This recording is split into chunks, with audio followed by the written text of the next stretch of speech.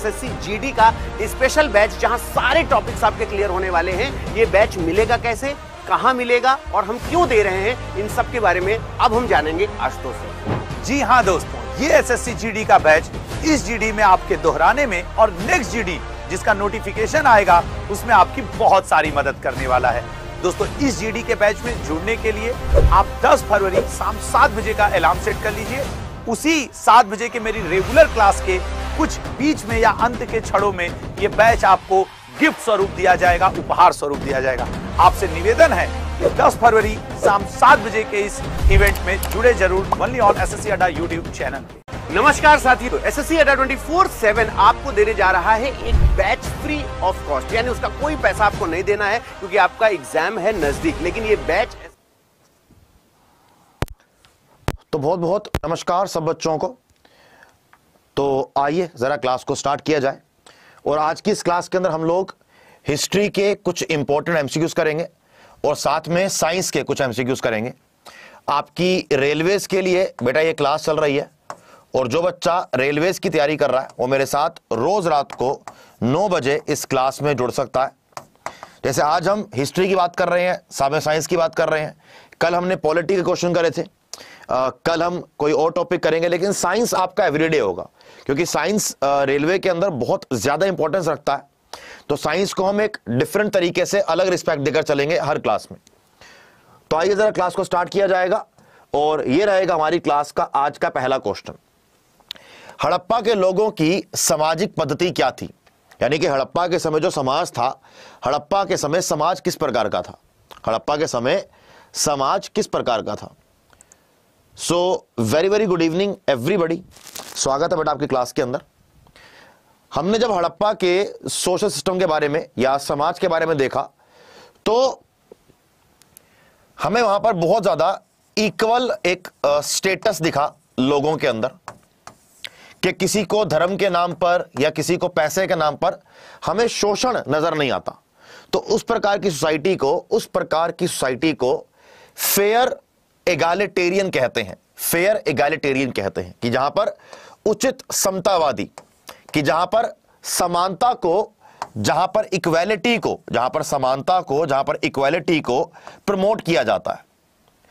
यहां पर बच्चे ने आंसर दिया सी कि वर्ण सिस्टम। वर्ण सिस्टम अगर हम ध्यान से देखें तो यह तो लेटर वैदिक पीरियड में स्टार्ट हुआ था। वर्ण सिस्टम लेटर वैदिक पीरियड में स्टार्ट हुआ था, आयरन एज में स्टार्ट हुआ था। तो भैया अगर आयरन एज में स्टार्ट हुआ है तो ये हड़प्पा के अंदर तो हो ही नहीं सकता, राइट। चलिए अगला क्वेश्चन नेक्स्ट। हड़प्पा की सभ्यता के बारे में कौन सा कथन यहां पर उचित है। हमें 4 स्टेटमेंट्स दी गई हैं और हमने चारों स्टेटमेंट्स में यह बताना है कि इनमें से कौन सा स्टेटमेंट हड़प्पा के लिए करेक्ट रहेगा।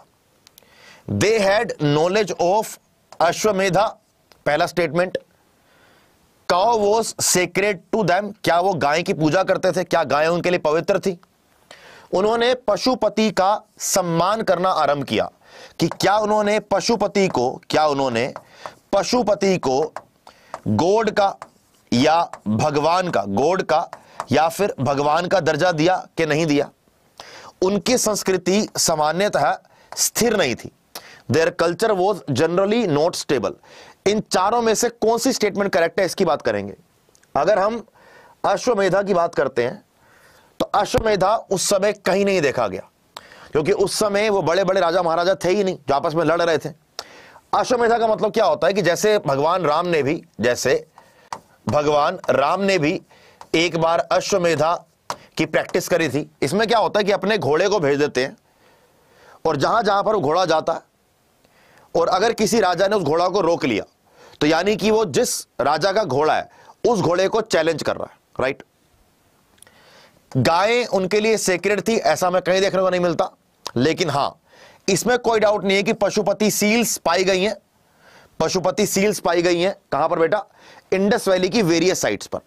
तो हम आगे बढ़ेंगे, नेक्स्ट करेंगे, कुछ पढ़ेंगे पशुपति के बारे में।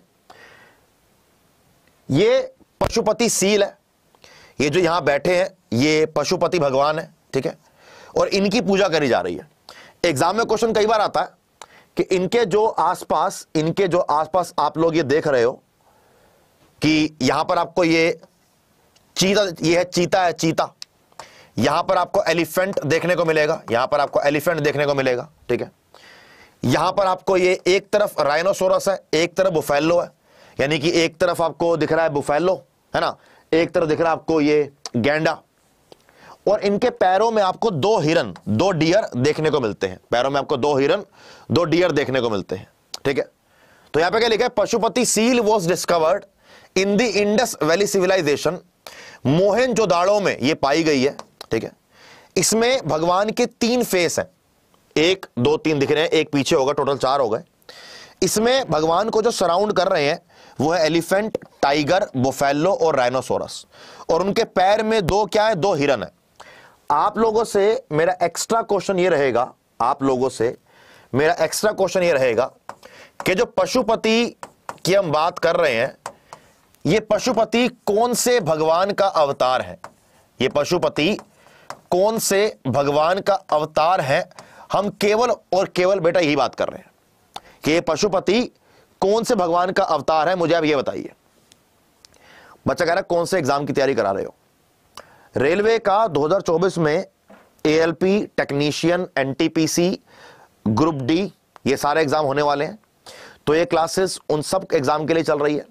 साथ साथ अगर आप एसएससी के भी किसी एग्जाम की तैयारी कर रहे हो तो भी आप मेरे साथ इस क्लास में जुड़ सकते हो। पशुपति जी अवतार थे शिव भगवान के, पशुपति जी अवतार थे शिव भगवान के। तो एक बार सारे बच्चे बोल देंगे जरा कमेंट में, हर हर महादेव। एक बार सारे बच्चे बेटा कमेंट के अंदर बोल दीजिए एक बार कि हर हर महादेव, हर हर महादेव। बहुत बढ़िया। चलिए अगला क्वेश्चन, सिंधु घाटी के घर किससे बनाए जाते थे? सिंधु घाटी में हम लोग जानते हैं ना कि सिंधु घाटी में इस प्रकार से घर बने हुए थे कि ये एक रोड जा रही है और बिल्कुल 90 डिग्री पर ऐसे अलग अलग गलियां कट रही हैं, 90 डिग्री पर ऐसे अलग अलग गलियां कट रही हैं। यहां पर आपके ये बिल्कुल बिल्कुल मेंटेन तरीके से यहां पर ऐसे दोनों तरफ ऐसे घर बने हुए हैं। तो बहुत बढ़िया तरीके से उन्होंने सिस्टम किया हुआ था अपना। लेकिन जो घर हैं वो घर बनाए किससे जाते थे? घर हम बनाते किससे थे? Very good, right answer is bricks. ईंटों का यूज करके बेटा घर बनाए जाते थे। अगर आप ये देख सकते हैं ध्यान से तो यहां पर आपको दिख रहा होगा क्लियरली कि ये जो घर बना हुआ है यहां पर आपको ईंटें अलग अलग बनी हुई दिख रही होंगी। ये सब कुछ देखो ईंटों से बना हुआ है, सब कुछ बना ईंटों से, राइट। चलिए वेरी गुड, नेक्स्ट अगला क्वेश्चन, हड़प्पा की सभ्यता को आप कौन से युग से कंपेयर करोगे? कौन से एरा में या फिर कौन से युग में इंडस वैली सिविलाइजेशन या हड़प्पा सिविलाइजेशन पाई जाती है? इंडस वैली सिविलाइजेशन या हड़प्पा सिविलाइजेशन पाई जाती है। बड़ा प्यारा क्वेश्चन है। हम लोग जब हड़प्पा की बात करते हैं तो हड़प्पा से पहले, अगर हम इंडस वैली सिविलाइजेशन या हड़प्पा की बात करें, हड़प्पा से पहले पढ़ते हैं स्टोन एज, हड़प्पा से पहले पढ़ते हैं स्टोन एज, इसके बाद पढ़ते हैं आयरन एज, इसके बाद पढ़ते हैं आयरन एज। तो आईवीसी क्या हो गया? आईवीसी हो गया ब्रोंज एज, आईवीसी हो गया ब्रोंज एज, राइट। तो yes, correct answer is bronze as is the correct answer. Correct answer is bronze as is the correct answer, right. चलिए अगला क्वेश्चन, नेक्स्ट। हड़प्पा के भी 3 अलग अलग फेज हैं। हड़प्पा के भी 3 अलग अलग फेज हैं जो हमें कई बार एग्जाम के पर्सपेक्टिव से पढ़ने भी चाहिए और एग्जाम में बेटा कई बार आते भी हैं। ठीक है, मैं आपको दिखा देता हूं कि हड़प्पा का अर्ली हड़प्पा फेज 3300 से लेकर 2600 बीसी तक, ठीक है। मैच्योर हड़प्पा फेज 2600 से लेकर 1900 बीसी तक। लेटर हड़प्पा फेज 1900 से लेकर 1300 बीसी तक। ये 3 फेज आपको जो दिख रहे हैं, ये आपको 3 फेज जो दिख रहे हैं आपके सामने बहुत क्लियरली दिया हुआ है। ये जो पहला है भैया, ये आपका अर्ली फेज है, ठीक है, ये आपका अर्ली फेज है। इसके बाद वाला आपका ये जो दिख रहा है आपको बीच में, ये वाला आपका मैच्योर फेज है। और ये एंड वाला 1900 से 1300, ये इसका लेटर बिल्कुल एंड वाला फेज है, बिल्कुल एंड वाला फेज है। तो ये सब एग्जाम में आता है, ये सब एग्जाम में आता है, ध्यान रखेंगे इस बात को, करेक्ट। चलिए बेटा अगला क्वेश्चन, नेक्स्ट। भारत में 5वीं शताब्दी के प्राचीन विश्वविद्यालय की स्थापना कहां पर करी गई थी? पहली बात तो यह है कि जो 5th सेंचुरी में एंशिएंट टाइम्स में विश्वविद्यालय की स्थापना करी गई है, उस विश्वविद्यालय का नाम क्या है? अगर नाम पता है तो इसका आंसर बहुत आसान है। अगर नाम पता है तो इसका आंसर बहुत आसान है। कैसे? यहां पर बात हो रही है नालंदा यूनिवर्सिटी की। यहां पर बात हो रही है नालंदा यूनिवर्सिटी की। नालंदा यूनिवर्सिटी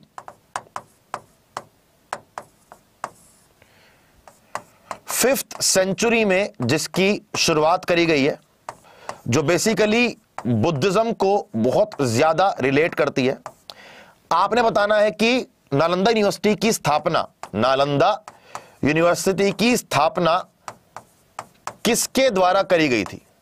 किसके द्वारा करी गई है? यह बताइए कि नालंदा यूनिवर्सिटी की स्थापना किसके द्वारा करी गई है, आप मुझे यह बताइए। नालंदा सही हो गया ना? देखो, तक्षशिला की बात अगर करी जाए तो तक्षशिला की बात इसके बाद में करेंगे, ठीक है? लेकिन अभी हम नालंदा की बात कर रहे हैं। तो राइट आंसर इसका आंसर दो।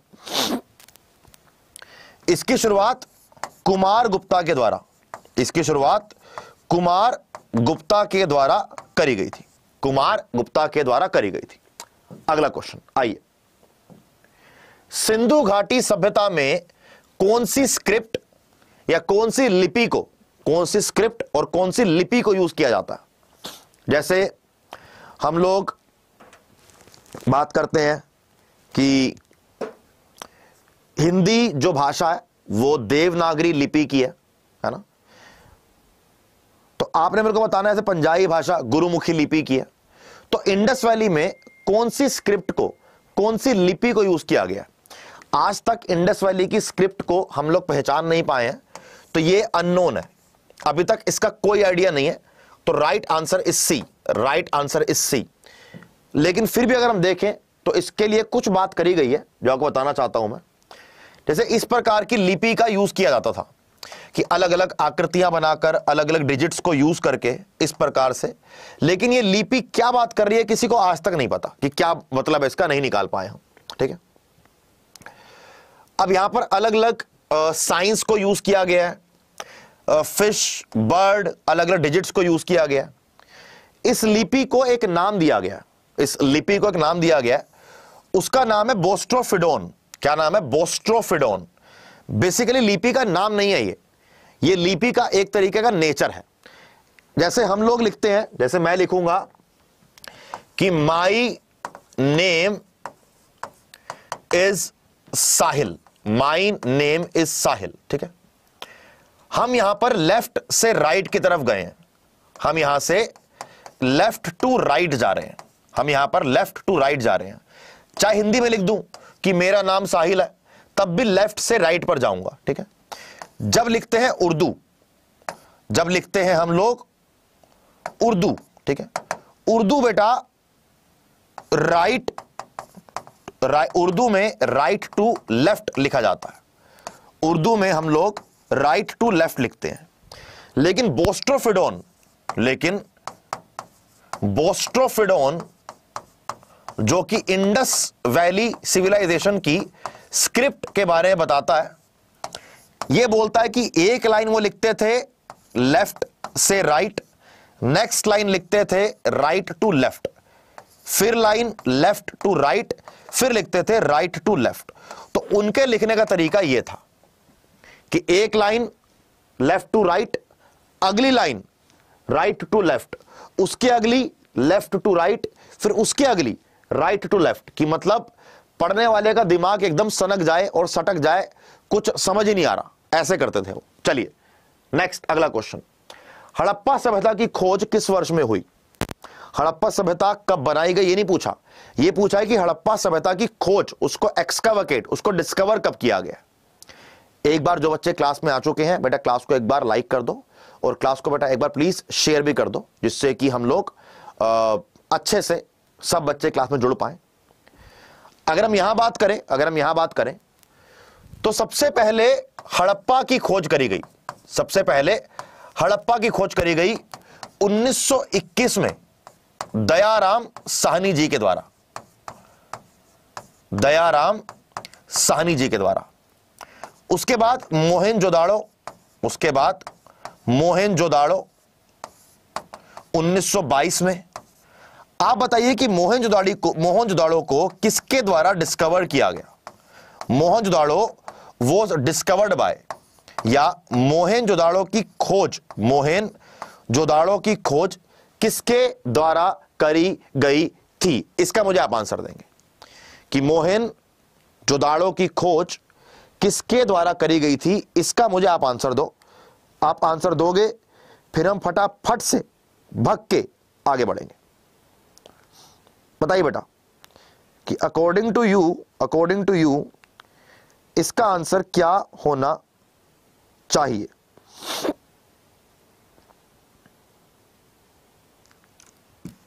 Very good. 1922 में आर.डी. बनर्जी के द्वारा, 1922 में आर.डी. बनर्जी के द्वारा, आर.डी. बनर्जी के द्वारा इसकी खोज करी गई थी। ठीक है, चलिए अगला क्वेश्चन, 8वां। ठीक है ना आंसर? हाँ जी, ये डी आंसर है। सिंधु घाटी सभ्यता का बंदरगाह या पोर्ट सिटी किसे कहा गया? अगर कोई ये बोले कि हम लोग जो बिजनेस करते हैं, हम लोग जो बिजनेस कर रहे हैं वो आईवीसी में एक्सपोर्ट इंपोर्ट नहीं होता था। हड़प्पा के समय भी आईवीसी का एक्सपोर्ट इंपोर्ट देखा गया उस समय भी। तो लोथल जो गुजरात का एक पोर्ट है, बंदरगाह है,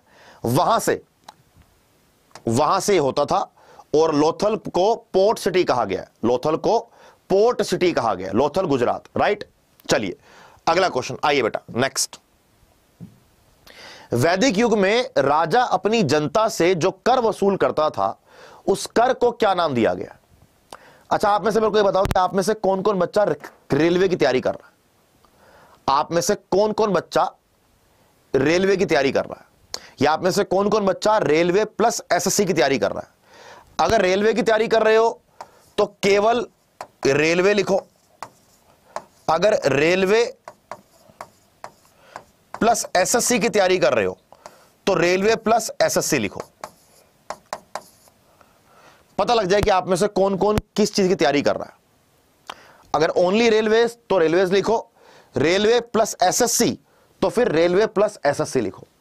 अगर ओनली एसएससी तो फिर ओनली एसएससी लिखो। बताइए किसकी तैयारी कर रहे हो? पता तो लग जाए कि बच्चे किस चीज के आ रहे हैं।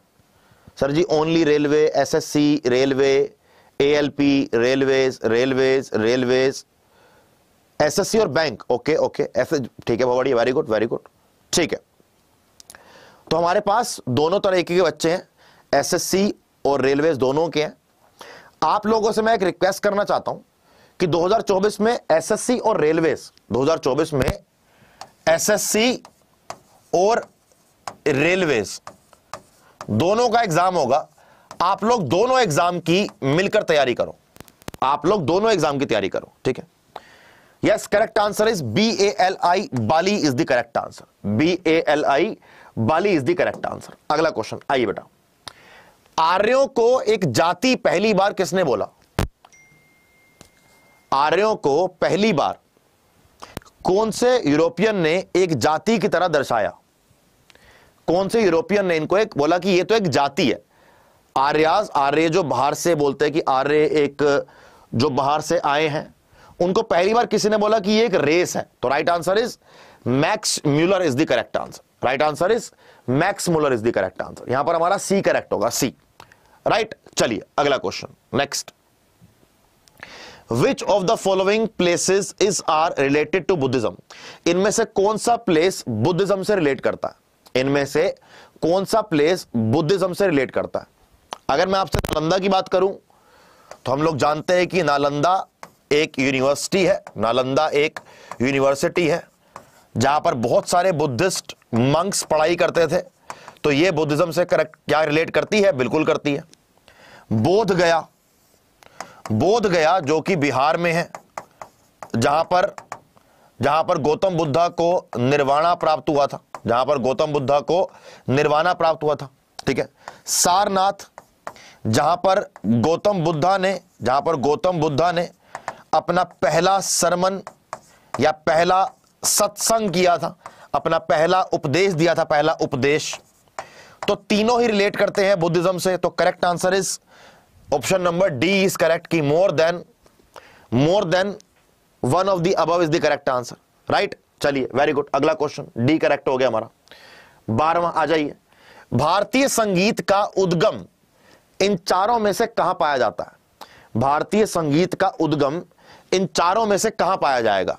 ऋग्वेद में, यजुर्वेद में, सामवेद में या अथर्ववेद में? क्या बोलोगे? 4 वेद है हमारे, ऋग्वेद, सामवेद, यजुर्वेद, अथर्ववेद। इन चारों में से इंडियन म्यूजिक आपको कहां पर देखने को मिलेगा? इन चारों में आपको इंडियन म्यूजिक आपको कहां पे देखने को मिलेगा? Right answer is Samaveda is the correct answer. Samaveda is the correct answer. ऐसे आपको जाने नहीं दूंगा, बात पूरी करके जाएंगे। अगर हम ऋग्वेद की बात करें तो ऋग्वेद में आपको पौराणिक कथाओं के बारे में भजन मिल जाएंगे, भजन। ऋग्वेद में पौराणिक कथाओं के साथ साथ आपको भजन एक्सपीरियंस करने को मिलते हैं। सामवेद में आपको धार्मिक भजन देखने को मिलेंगे। यानी कि अगर म्यूजिक से किसी को रिलेट किया गया तो वो सामवेद को किया गया, अगर म्यूजिक से किसी को रिलेट किया गया तो वो सामवेद से किया गया, ठीक है। यजुर्वेद में धार्मिक अनुष्ठानों के निर्देश हैं। अगर अथर्ववेद की बात करूं तो अथर्ववेद में शत्रुओं से जीतने के लिए, जादूगर या जादू से अगर आपके पास जादू कर दे उससे बचने के लिए, और रोगों से बचने के लिए, यानी कि अगर डिजीज से किस प्रकार बचा जाए, डिजीज से बचने के लिए अथर्ववेद के अंदर आप लोगों को बताया गया है। अथर्ववेद के अंदर आप लोगों को बताया गया है, राइट। चलिए अगला क्वेश्चन नेक्स्ट। गौतम बुद्ध का जन्म स्थान कहां पर है? गौतम बुद्ध का जन्म कहां पर हुआ, यह बताइए। गौतम बुद्ध का जन्म कहां पर हुआ, आप मेरे को यह बताइए कि सर गौतम बुद्ध का इनमें से जन्म यहां पर हुआ था, बताइए भैया कि गौतम बुद्धा का जन्म इन चारों में से कौन सी जगह पर आपको देखने को मिलता है? गौतम बुद्धा का जन्म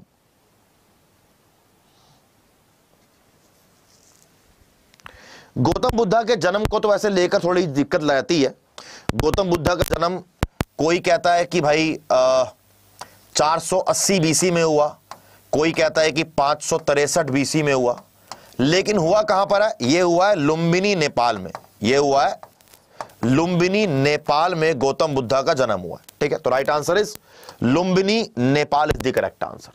Lumbini Nepal is the correct answer. Gautam Buddha ने अपने प्राण कहां पर त्यागे, या गौतम बुद्धा की मृत्यु कहां पर हुई, यह बताइए। गौतम बुद्धा की मृत्यु कहां पर हुई? यहां पर हमें 4 नाम दिए गए हैं। अगर हम गौतम बुद्धा के जन्म की बात करें तो लुम्बिनी नेपाल में इनका जन्म होता है, ठीक है। गौतम बुद्धा ने जो निर्वाणा की प्राप्ति है, गौतम बुद्धा की जो निर्वाणा की प्राप्ति है वो होती है आपकी बोध गया में, वो हुई बोध गया में, बिहार में है ये। गौतम बुद्धा ने अपना पहला उपदेश या अपना पहला सरमन कहां पर दिया?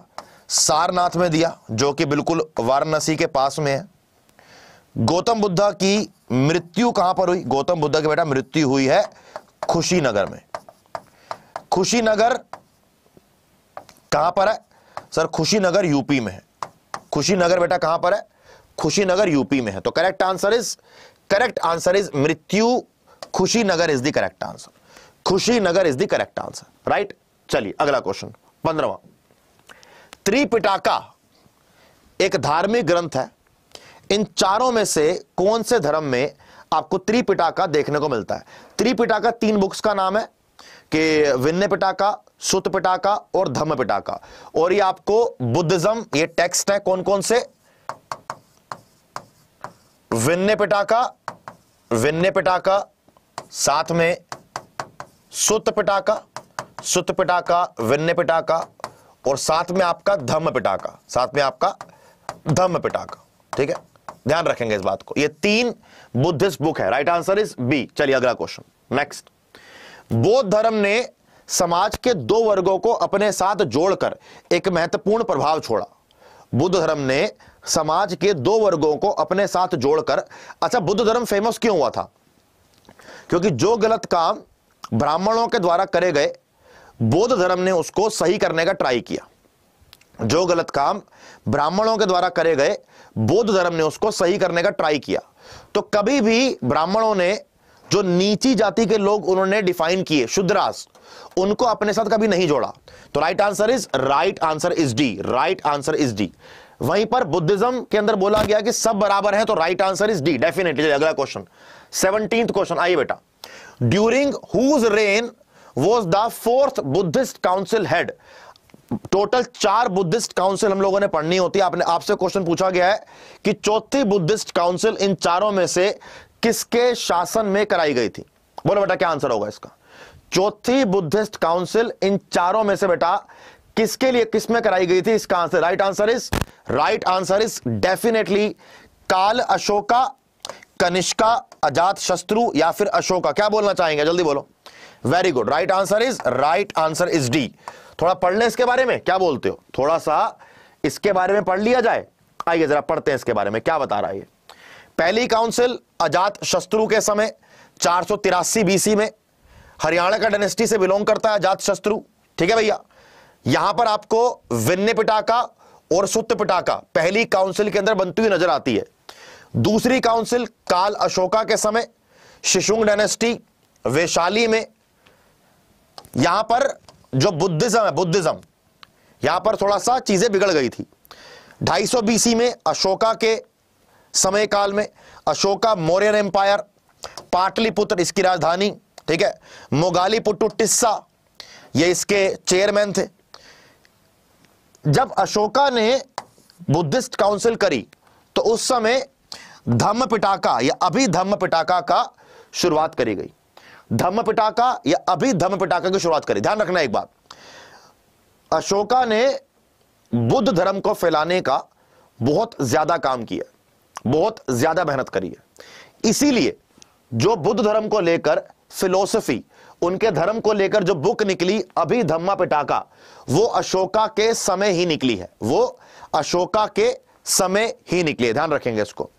आखिरी कनिष्का, कुषाण डायनेस्टी, ठीक है।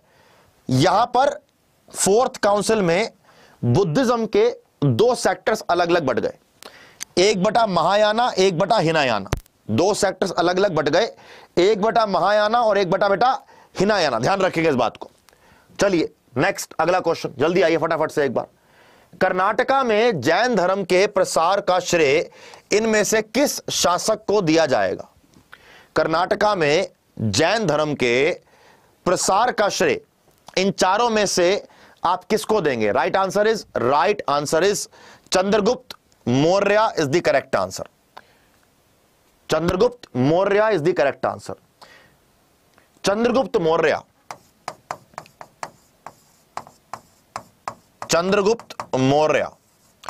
जिसने मौर्यन एम्पायर की शुरुआत करी, इसको शुरुआत करने के लिए इन्होंने धननंदा को हराया था। क्या आप मेरे को बता सकते हैं कि कौन से ईयर में मौर्य एम्पायर की शुरुआत करी गई थी? क्या आप में से मुझे को बता पाएगा कि चंद्रगुप्त मौर्य ने कौन से साल में मौर्य डायनेस्टी की शुरुआत करी थी? राइट आंसर इज 322 बीसी में नंदा डायनेस्टी के आखिरी रूलर धननंदा को हराकर चंद्रगुप्त मौर्य ने मौर्यन एम्पायर की शुरुआत करी थी। राइट, चलिए अगला क्वेश्चन आइए बच्चे नेक्स्ट। इनमें से 4 स्मृति का नाम दिया गया है, 4 स्मृतियों का नाम दिया गया है। मनुस्मृति, यजनवल्क्य स्मृति, नारद स्मृति या फिर बृहस्पति स्मृति। इन चारों में सबसे ओल्डेस्ट स्मृति कौन सी है? इन चारों में से सबसे ओल्डेस्ट स्मृति कौन सी है? Right answer is Manusmriti is the correct answer. Right answer is Manusmriti is the correct answer. अगला क्वेश्चन आइए बेटा, नेक्स्ट। ये मनु ऋषि है, ये भाई साहब मनु ऋषि हैं, और मनु ऋषि के द्वारा ये मनुस्मृति की शुरुआत करी गई थी। मनुस्मृति की शुरुआत करी गई थी। जैनियों के पहले तीर्थंकर का नाम बताइए। जैनियों में जो हाईएस्ट प्रीस्ट जिनको बोला जाता है उनको बोलते हैं तीर्थंकर, और जैनियों के टोटल 24 तीर्थंकर हैं। अब आपने मेरे को बताना है कि इन तीर्थंकर में से नंबर फर्स्ट पर पहला तीर्थंकर कौन है? Right answer is Bhagwan Rishabh Dev is the correct answer. Bhagwan Rishabh Dev is the correct answer. Right, चलिए अगला क्वेश्चन। महावीर कौन थे? 21वें तीर्थंकर, 24वें तीर्थंकर, 23वें या फिर 22वें? क्या बोलेंगे आप? 23वें या फिर 22वें? बताइए बेटा। इसका आंसर अगर आप मेरे को दे देते हैं तो मेरे को तो मजा आ जाएगा कि भैया किस नंबर के। देखो, अगर यहां पर मैं आपसे बात करूं महावीर जैन को लेकर, तो महावीर जैन 24वें तीर्थंकर थे। पार्श्वनाथ 23वें तीर्थंकर थे। इनके लेकर एग्जाम में क्वेश्चन कई बार आता है, तो इसको प्लीज प्लीज प्लीज ध्यान रखिएगा, इसको प्लीज ध्यान रखिएगा। चलिए अगला क्वेश्चन, नेक्स्ट आइए बेटा। फर्स्ट पैलियोलिथिक साइट यानी कि स्टोन एज की बात करी जा रही है। इन चारों में से कहां पर पहली पैलियोलिथिक साइट पाई गई है? Right answer is Karnataka is the correct answer. Right answer is Karnataka is the correct answer. चलिए अगला क्वेश्चन 23वां। यूनानियों को भारत से बाहर किसने निकाला? ग्रीक्स। जैसे हम अलेक्जेंडर की बात करते हैं, सेलेसस निकेटर की बात करते हैं, तो ग्रीक्स को सबसे पहले भारत से बाहर निकालने वाले इंसान का नाम बताइए। Right answer is Chandragupta Maurya is the correct answer. Chandragupta Maurya is the correct answer. Seleucus Nicator को हराकर चंद्रगुप्त मौर्य ने ग्रीक्स को भारत से बाहर निकाला था। अगर इन्होंने ऐसा ना किया होता तो भारत का इतिहास कुछ और ही होता, और इस समय भारत में कुछ और ही हो रहा होता। तो चंद्रगुप्त मौर्य ने जब सेलेसस निकेटर को हराया, तो रिलेशंस को अच्छा रखने के लिए सेलेसस निकेटर की बेटी रानी हेलेना से शादी करके उनको रानी हेलेना मौर्य बनाया। हेलेना सिकंदर की सेना प्रमुख यूनानी कमांडर सेलेसस निकेटर की बेटी थी। ठीक है, मौर्य और यूनानी साम्राज्यों के बीच संबंधों को मजबूत करने के लिए 300 ईसा पूर्व के दौरान उनका विवाह भारतीय राजा चंद्रगुप्त मौर्य से करवाया गया था। आप ये देख रहे हैं, कितनी सुंदर लड़की है ना? क्या बात है, बहुत ही बढ़िया। चलिए बेटा नेक्स्ट आइए। अशोका की प्रशासनिक नीति में भारी परिवर्तन किस घटना से आया? अशोका का जब स्टार्टिंग के अंदर पढ़ोगे ना, अशोका की इच्छा थी पूरी दुनिया पर राज करने की, पूरे भारत पर राज तो उसने किया ही, लेकिन ऐसा कौन सा मूवमेंट आया जिस मूवमेंट पर अशोका चेंज हुआ, और अशोका ने अपनी पूरी की पूरी एडमिनिस्ट्रेटिव पॉलिसी में, प्रशासनिक नीति में बेटा चेंज किया। Right answer is Kalinga war. वो कलिंग का युद्ध था कि जब कलिंग युद्ध जीतने के बाद भी अशोका खुश नहीं था। राइट, चलिए इसके बाद थोड़ा सा इसके बारे में आपको बता दूंगा मैं। एक अलग तरीके का ये बताने का तरीका है मेरा कभी कभी क्लास में, कि Kalinga war was fought in ancient India between Mauryan empire under Ashoka and the state of Kalinga. Orissa को उस समय कलिंग बोलते थे। ठीक है, 261 बीसी में यह युद्ध हुआ था, और बहुत लोगों के मरने के बाद भी अशोका ये युद्ध जीते। लेकिन इस युद्ध ने अशोका को बहुत चेंज किया। अगला क्वेश्चन, अशोका की जो इंस्क्रिप्शंस थी, पर्टिकुलरली एंड स्पेशली प्राकृतिक इंस्क्रिप्शन, उस प्राकृतिक इंस्क्रिप्शन में जो पत्थरों पर, चट्टानों पर, स्तंभों पर कुछ स्क्रिप्ट्स लिखी गई थी, उस प्राकृतिक इंस्क्रिप्शन में कौन सी स्क्रिप्ट को यूज किया गया? प्राकृतिक इंस्क्रिप्शन में कौन सी स्क्रिप्ट को यूज किया गया? क्वेश्चन केवल इतना ही है, बहुत सिंपल है। Right answer is Brahmi script. Right answer is Brahmi script is the correct answer. ठीक है भैया, चलिए, ये आपके सामने एक स्तंभ के ऊपर ये लिखा हुआ है इंस्क्रिप्शंस। अशोक के प्राकृतिक शिलालेख ब्राह्मी लिपि में, ब्राह्मी लिपि के अंदर लिखे गए थे, बात को ध्यान रखेंगे। इसके बाद साइंस का पहला क्वेश्चन, निम्नलिखित में से कौन सा जलने में सहायता करता है? इनमें से कौन सी गैस बर्निंग में हेल्प करती है या बर्न करने में हेल्प करती है? बहुत सिंपल है। सर जी दिल्ली पुलिस की नई वैकेंसी आएगी 2024 में? बिल्कुल आएगी बेटा, क्यों नहीं आएगी, बिल्कुल आएगी। 2024 में सारी वैकेंसी आएंगी, रेलवे की आएगी, दिल्ली पुलिस की आएगी, एसएससी की आएगी, लेकिन आपको मेरे साथ रोज रात को 9 बजे जीएस पढ़ने जरूर आना है। रोज रात को 9 बजे जीएस पढ़ने जरूर आना है। यह चौथी क्लास है रेलवे की, स्पेशल क्लास जो मैंने स्टार्ट करी है। इस पांचवी क्लास है। शुरू के 3 क्लास की पीडीएफ मैं आपको दे चुका हूं, 2 क्लास की पीडीएफ, एक लास्ट क्लास की रह गई और एक आज की क्लास की। ये भी आपको जीएस बाय साहिल मदान लिखा ना पीछे, ये जीएस बाय साहिल मदान लिखा ना टेलीग्राम चैनल का नाम, यहां पर आपको ये पीडीएफ मिल जाएगी। इस नाम के टेलीग्राम चैनल को ज्वाइन कर लो, आपको पीडीएफ मिल जाएगी। राइट, तो right answer is oxygen is the correct answer. Right answer is oxygen is the correct answer, B. चलिए अगला क्वेश्चन, नेक्स्ट।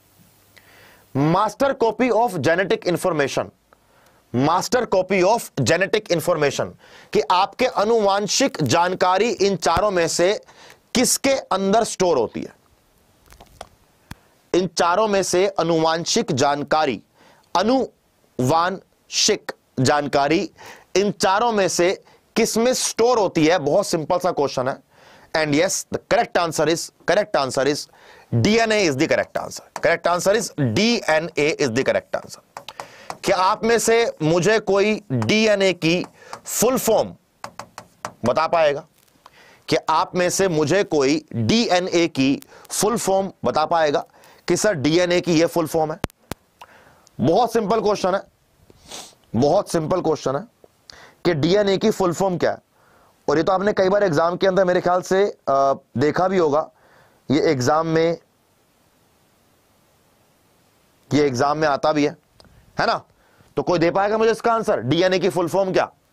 चलो कोई बात नहीं दे पा रहे हो, आपको थोड़ा सा मैं एक्स्ट्रा पढ़ाया था साइंस के लिए। साइंस इंपॉर्टेंट है रेलवे के एग्जाम के लिए, हर एग्जाम के लिए इंपॉर्टेंट है, रेलवे छोड़ो।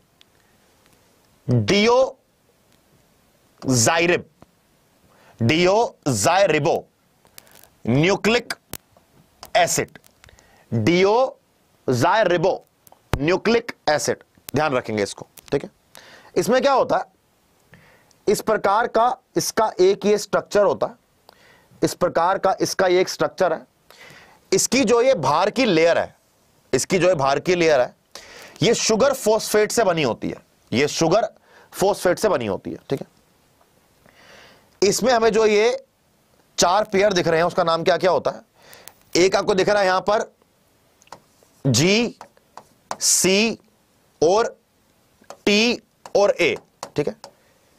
ये आपके नाइट्रोजनस बेसिस है, ये आपके नाइट्रोजनस बेसिस है। G से गुआनाइन, C से साइटोसाइन, T से थाइमाइन और 4 से और A से एडेनाइन। ये एग्जाम में कई बार आता है, ध्यान रखेंगे इसको, ठीक है।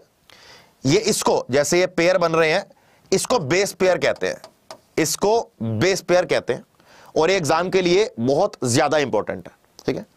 चलिए अगला question, next.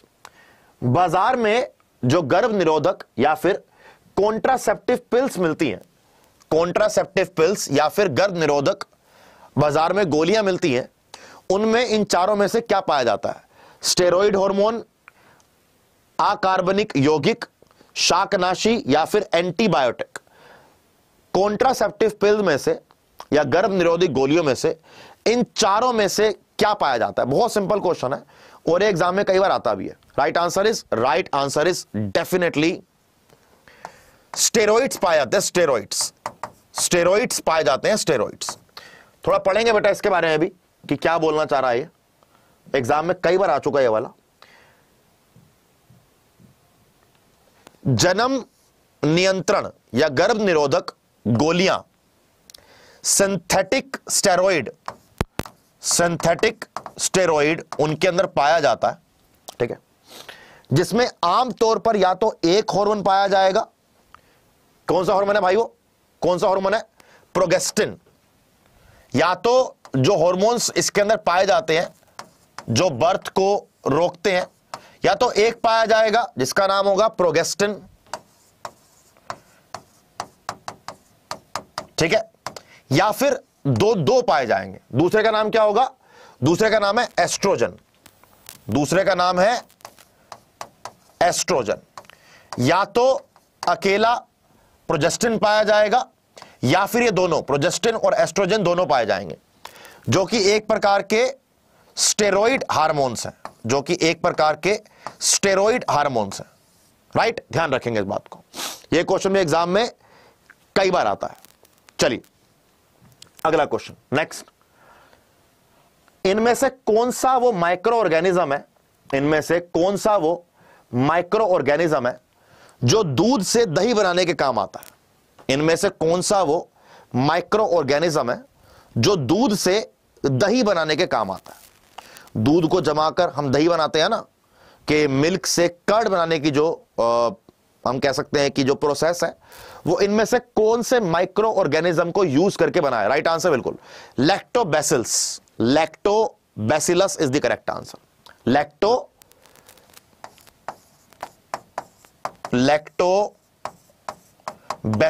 Is the correct answer. इसको याद रखने का बड़ा बढ़िया तरीका है। लैक्टो का मतलब ही साइंटिफिक तरीके से मिल्क होता है। लैक्टो का मतलब ही साइंटिफिक तरीके से मिल्क होता है। तो यहां पर मिल्क की बात करेंगे तो लैक्टोबैसिलस आपका करेक्ट आंसर होगा। लैक्टोबैसिलस आपका करेक्ट आंसर है। 30th क्वेश्चन आपके सामने ये रहा। अगर किसी बॉडी को या अगर किसी व्यक्ति को एरोप्लेन से नीचे फेंक दिया जाए, वैसे भगवान ना करे कभी ऐसा हो, लेकिन फिर भी अगर किसी बॉडी को एरोप्लेन से ऊंचाई से ऐसे उठाकर, बोलो चलो बेटा जय श्री राम, उठाकर नीचे फेंक दिया जाए, जैसे मैंने इस पेन को उठाकर, इस पेन को मैंने ऐसे नीचे फेंका, लो नीचे गिरी गया ये, है ना। जैसे मानो कि हम इस पेन को ऐसे उठाकर नीचे फेंकेंगे तो ये पेन जो है नीचे गिर गया है। ये पेन जो है नीचे गिर रहा है, ये पेन नीचे क्यों गिर रहा है? जैसे मैंने इस पेन को पकड़ा हुआ है, मैंने इस पेन को पकड़ा हुआ है, तो ये मेरे हाथ की पोटेंशियल एनर्जी है, ये मेरे हाथ की पोटेंशियल एनर्जी है, पोटेंशियल, ये मेरी हिम्मत है जो मैंने इसको पकड़ा हुआ है, पोटेंशियल एनर्जी है, ठीक है। अब मैंने इस पेन को अगर मैं नीचे फेंकूं इस तरीके से, फिर गिर गया, है ना, तो ये क्या है? ये है हमारी काइनेटिक एनर्जी, ये है हमारी काइनेटिक एनर्जी। काइनेटिक एनर्जी का जन्म कैसे होता है? काइनेटिक एनर्जी का जन्म कैसे होता है? जब किसी चीज को ऊपर से नीचे की तरफ फेंका जाएगा, जैसे मैंने पेन को फेंका था अभी, है ना, और उसमें काइनेटिक एनर्जी इतनी थी कि मेरे हाथ बीच में लगाने के बाद भी वो हाथ से भी टकराकर नीचे चला गया, वो हाथ से भी टकराकर चला गया नीचे। बात समझ आई? तो यहां पर क्या हो रहा है? काइनेटिक एनर्जी तब बनती है जब किसी चीज को ऊपर से छोड़ते हैं। और कौन सी एनर्जी इसको सपोर्ट कर रही है? कौन सी एनर्जी इसको सपोर्ट करेगी? इसको सपोर्ट करेगा ग्रेविटेशन, इसको सपोर्ट करेगा ग्रेविटेशन। राइट, बात को ध्यान रखेंगे। तो yes, right answer is B. ठीक है भैया। इसी के साथ साथ आप में से जो बच्चा रेलवे की तैयारी कर रहा है 2024 में और वो चाहता है कि रेलवे के एग्जाम को पास करना है, तो आपके रेलवे के एग्जाम को लेकर, जैसे आप लोग एएलपी की तैयारी कर रहे हो, तो एएलपी का बैच आपका 13 फरवरी से आपका एएलपी का एक नया बैच स्टार्ट किया जा रहा है। आरआरबी एएलपी का आपका नया बैच एक स्टार्ट किया जा रहा है 13 तारीख से, ठीक है। यहां पर आपको केवल लाइव क्लास मिलेगी और CBT 1 CBT 2 दोनों की तैयारी कराई जाएगी। लेकिन अगर आप एसएससी का रेलवे का महापैक लेते हो तो आपको एएलपी और टेक्नीशियन का जो है लाइव बैच है वो इसके अंदर मिल जाएगा। इसके साथ साथ अगर आगे चलकर अभी रेलवे का दूसरा बैच आई है, दोनों बैच आपको महापैक के अंदर मिल जाते हैं। इसके साथ साथ आगे चलकर एक और बैच आएगा, फिर एक और बैच आएगा, वो सारे बैचेस आपको महापैक के अंदर मिल जाएंगे। और अगर एग्जाम से 2 महीने पहले कोई क्रैश कोर्स लेकर आते हैं तो वो भी आपको रेलवे के महापैक के अंदर मिल जाएगा। 2 बातें हो गई।